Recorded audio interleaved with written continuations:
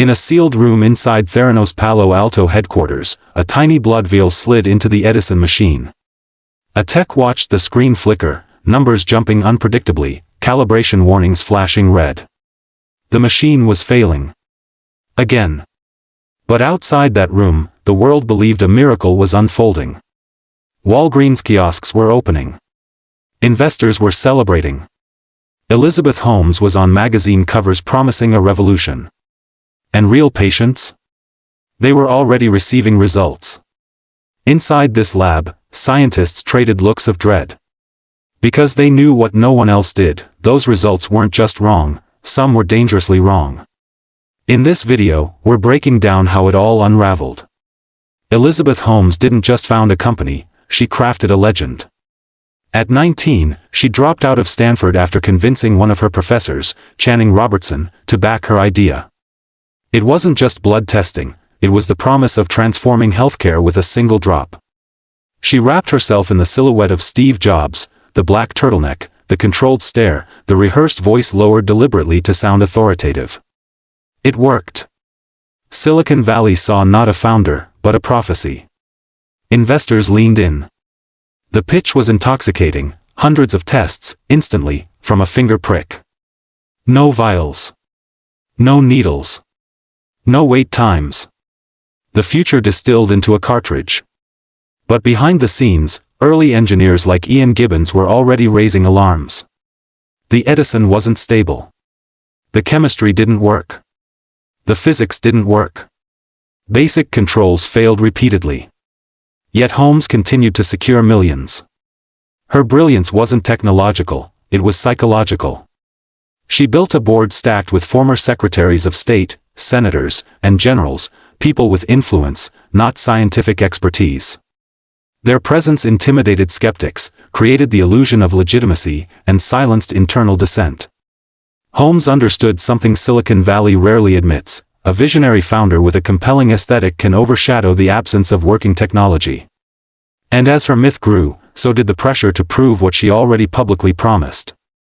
That pressure would rot the foundation from the inside. Inside Theranos' clinical lab, the tension didn't rise, it accumulated. Quietly. Invisibly. Like pressure behind a sealed door. Machines hummed with uneven rhythms. Screens flashed warnings that no one was allowed to acknowledge openly. And the people who carried the truth, the lab scientists, worked under a silence that felt more like captivity than confidentiality. At the center of it all was the Edison. The tiny box that was supposed to replace an entire diagnostics industry. Technicians watched it spit out values that made no biological sense. Glucose levels would swing from normal to lethal in minutes. Potassium readings came back so high they indicated cardiac arrest. Then, moments later, perfectly normal. The machine wasn't malfunctioning occasionally. It was malfunctioning as a rule. Quality control checks were supposed to confirm accuracy. Instead, they exposed chaos. Control samples failed repeatedly. Calibration curves flattened into nonsense. Reagents ran out, degraded, or reacted inconsistently. It wasn't a bad day at the lab, it was a broken system pretending to be a functioning one. Dr. Adam Rosendorf, the lab director, raised warnings. He sent emails. He documented discrepancies. He begged for slower rollout, more validation, more honesty. But his reports didn't rise. They sank, buried the moment they hit the executive layer. Sunny Balwani responded with fury, not fixes. Staff were told to stop being negative, to rerun until acceptable, to get in line. Behind his words was a threat everyone understood: compliance or exile. Employees who pressed too hard were escorted out, pressured to sign aggressive NDAs, or labeled disloyal. Every scientist in that room felt the same dread: they weren't running tests. They were manufacturing the illusion of reliability for a machine that couldn't deliver it. And the scariest moment wasn't a single failure. It was the realization that failure had become the baseline. And yet the company was still preparing to test real patients. Walgreens didn't just want Theranos, they needed it. Inside their headquarters, executives were staring down the barrel of a brutal retail shift. CVS was innovating. Amazon was circling healthcare. Foot traffic was dropping. They weren't looking for a partner, they were looking for a lifeline. So when Elizabeth Holmes walked into that boardroom with her black turtleneck, unwavering stare, and promises of a medical revolution, Walgreens saw salvation dressed as certainty. She spoke with the calm conviction of someone reading the future, not pitching a prototype. Hundreds of tests. A drop of blood. Instant results. Disruption placed neatly between aisle 5 and aisle 6. But Walgreens had one problem: they didn't actually see anything work. When they asked for independent scientific validation, Theranos blocked it. When they asked to test their own samples, Holmes insisted on security restrictions. When they requested access to engineers or lab directors, Theranos insisted all communication go through Holmes or Sonny. Every safeguard a responsible corporation should demand was denied. And Walgreens still signed the deal. Why? Because they were terrified of being second. Holmes exploited that fear masterfully. She framed hesitation as falling behind. She framed questions as a lack of vision. She framed doubt as a weakness. Walgreens leadership bought into it, not because they believed the device worked, but because they believed they couldn't afford to be the company that missed the future again. When the rollout began, the truth became even stranger. In several Walgreens stores, Theranos built fake lab rooms with Edison devices on display, devices they didn't actually use. Behind the scenes, technicians quietly carried samples to the back, where modified Siemens analyzers sat hidden behind black curtains, their logos stripped off to maintain the illusion. This wasn't innovation. It was stagecraft. Walgreens executives toured facilities under rehearsed conditions. Samples had been pre-picked. Demos had been choreographed. Every question that might expose the truth was redirected to a PowerPoint slide or a proprietary process explanation.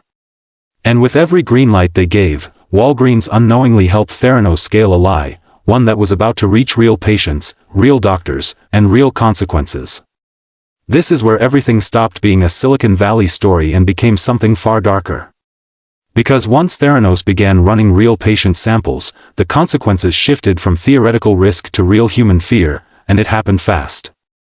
A woman walked into a Walgreens wellness center for a routine pregnancy check. When the results came back, the printout suggested she was miscarrying. She broke down in panic. Her doctor, confused by the numbers, ordered a traditional lab test. It showed she was perfectly fine. The Theranos result had been catastrophically wrong.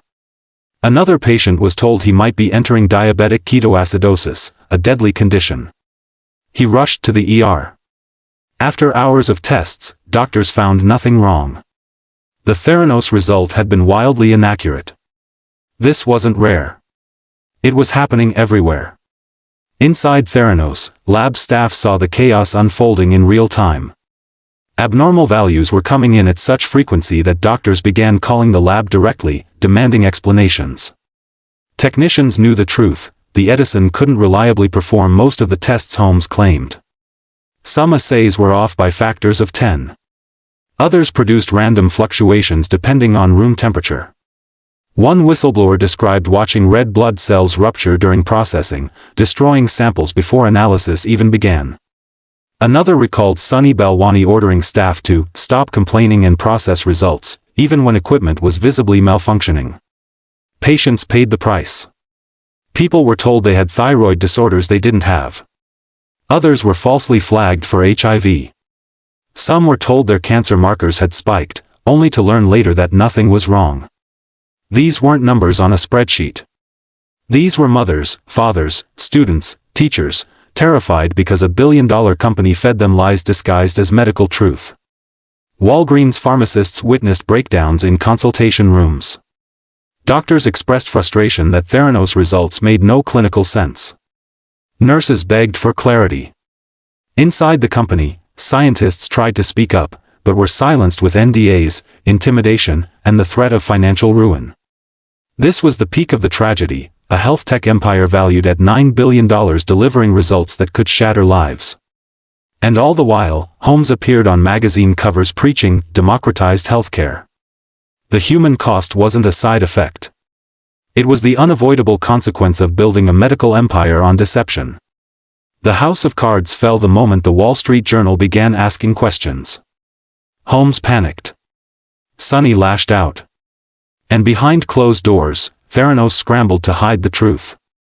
But it was too late. Whistleblowers stepped forward. Documents leaked.